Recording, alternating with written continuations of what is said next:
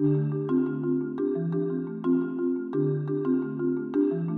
to Jaylin Live. In this clip, we're going to talk about the relationship between the psoas and quadricep muscles and postural integrity, and the hamstring muscles and postural integrity. Now, if my hamstrings are tight, and they start here at the sits bones and end down there below the knees, if they're tight, it means they're shortening, right? And so if my hamstrings are shortening, my sits bones get pulled down to the earth. And watch what happens to my posture, specifically the lumbar curve.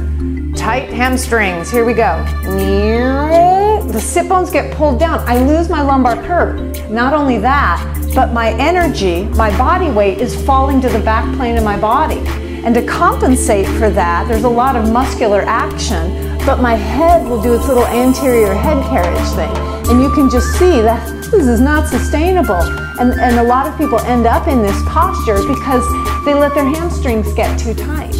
Now let's take a look at what would happen if the psoas muscles and the quadriceps are really tight.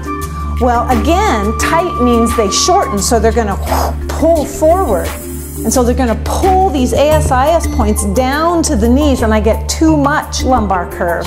And then I'm kind of falling forward with my energy. And the erector spinae will grip and grip and grip, trying to pull me back into the back body so I don't do a face plant, right? So there's a lot of compensatory energy that can be wasted when these muscle groups that support our posture in balance, when they're tight, yeah?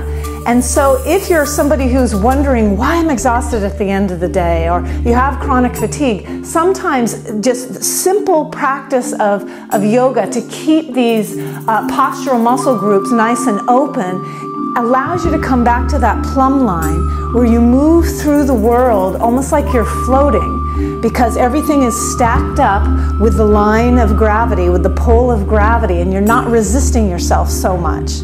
So again, we want to avoid tight hamstrings, which makes us lose the architecture of our lumbar curve, very important, and makes us fall into the back body. So we're going to stretch out the hamstrings so we get our lumbar curve and we can move our thigh bones back. And we also want to keep our quadriceps nice and open, because if they're too tight, then we fall forward and get some compression in the back of the intervertebral discs here.